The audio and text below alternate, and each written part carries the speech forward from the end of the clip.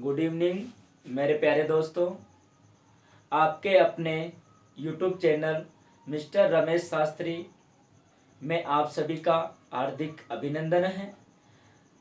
किसी कारणवश क्लासें अपलोड नहीं हो पा रही है। जैसे मुझे टाइम मिल रहा है वैसे मैं क्लासें अपलोड कर रहा हूँ। हमने एक फर्स्ट क्लास में संज्ञा प्रकरण में से संबंधित उच्चारण स्थान पढ़े। उसके बाद में 14 क्लासें संधि प्रकरण से कंप्लीट की है। मैं आशा करता हूं कि आपके वहां तक समझ में भी आया होगा। आज दोस्तों हम पढ़ेंगे समास प्रकरण। क्या पढ़ेंगे? समास प्रकरण। समास शब्द की व्युत्पत्ति। दोस्तों समास शब्द की व्युत्पत्ति सम उपसर्ग पूर्वक हस धातु में गए प्रत्यय लगाने पर, गए प्रत्यय ऐड करने पर समास शब्द निष्पन्न होता है, यानी समास शब्द बनता है। जैसे हम बात करें कि समास शब्द की व्युत्पत्ति सम उपसर्ग पूर्वक हस धातु में गए प्रत्यय के संयोग से समास शब्द निष्पन्न होता है। अर्थात समास शब्द दो शब्दों के मेल से बना है। समास शब्द किन किन शब्दों के मेल से बना है दोस्तों? दो शब्दों के मेल से, सम और आस। सम का अर्थ होता है दोस्तों निकट, और आस का अर्थ होता है दोस्तों बैठना। यदि हम इसकी पूर्ण रूप से व्याख्या करें तो क्या होगा कि जब दो या दो से अधिक शब्द पास पास आकर बैठ जाते हैं उसे समास कहा जाता है। समास की डेफिनेशन हम की बात करें तो होगा समसनम समास है। समसनम समास है कि शब्दों को संक्षिप्त करना ही समास कहलाता है। अर्थात हम कह सकते हैं कि जब दो या दो से अधिक शब्द पास पास आकर बैठ जाते हैं उसे समास कहा जाता है, यानी उसे समास कहते हैं। यदि दोस्तों हम सामान्य तौर पर बात करें, सामान्य तौर पर हम कह सकते हैं कि शब्दों का परस्पर मेल ही समास कहलाता है। यानी सामान्य तौर पर हम कह सकते हैं कि जो शब्दों का मेल है, शब्दों का परस्पर मेल ही क्या कहलाता है? समास कहलाता है। एक और इसकी डेफिनेशन हम दे सकते हैं, बहुनाम पदानाम मेलने एक पद बहुनम, कि जहां बहुत से पदों का मेल होकर के एक पद बन जाता है। जहां बहुत से पदों का मेल होकर एक पद बन जाता है वहां समास होता है, यानी उसे भी हम समास कहते हैं। दोस्तों मैं आशा करता हूं कि आपके यहां तक का पूरा समझ में आया होगा। अपनी नोटबुक में नोट करें या इसका स्क्रीनशॉट ले।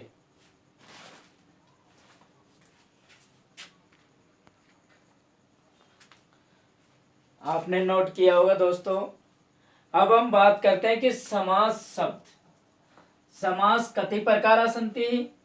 तो दोस्तों क्या होगा कि समास पंच प्रकार सन्ति।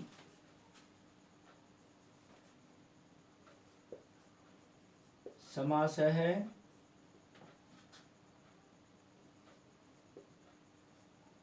पंच प्रकारा संति, यानी समास 5 प्रकार के होते हैं। यदि हम बात करें तो क्या होगा दोस्तों? समास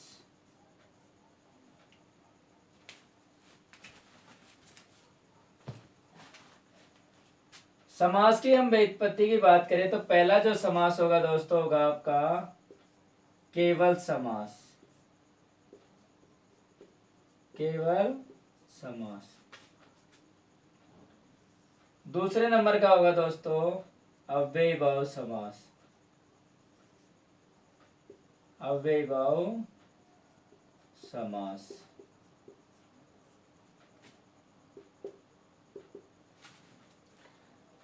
तीसरे नंबर की हम बात करें तो दोस्तों कौन सा होगा? तत्पुरुष समास। तत्पुरुष समास है।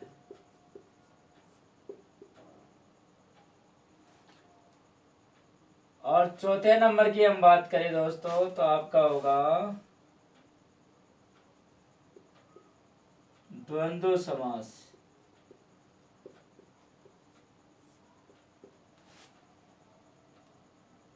और पांचवें नंबर की हम बात करें तो दोस्तों क्या होगा? बहुव्रीहि समास।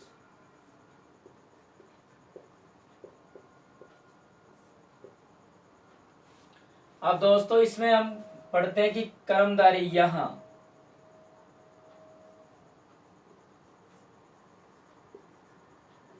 तत्पुरुष का भेद कर्मधारय और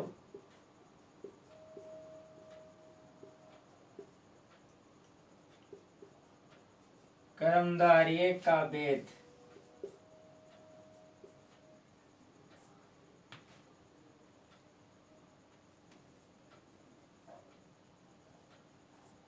द्विगु समास माना जाता है। ध्यान ध्यान रहे दोस्तों, पहला केवल समास, दूसरा अव्ययीभाव समास, तीसरा तत्पुरुष और चौथा द्वंद्व और पांचवा बहुव्रीहि समास। कर्मधारय समास अलग से समास नहीं है। तत्पुरुष का भेद कर्मधारय और कर्मधारय का भेद द्विगु समास माना जाता है। अब तत्पुरुष में हम एक नए समास और पढ़ते हैं दोस्तों। नए समास। नए समास का अर्थ दोस्तों निषेध अर्थ में किया जाता है। अब यदि हम बात करें, यहां तक दोस्तों आपके समझ में आया होगा। आप इसको अच्छी तरीके से अपने कॉपी में नोट करें। आप किसी प्रकार की चिंता न करें, मैं आपको संस्कृत व्याकरण का संपूर्ण कोर्स मेरे YouTube channel mister Ramesh Shastri पर ही करवाऊंगा। आप सभी का प्यार और स्नेह ऐसे ही बना रहे। आप मेरे वीडियो को जितने शेयर करेंगे अपने दोस्तों में, इतना ही मुझे पुनर्बल मिलेगा और मैं आपके लिए अच्छा करने की कोशिश करूंगा। जय हितु भारतम, जय हितु संस्कृतम।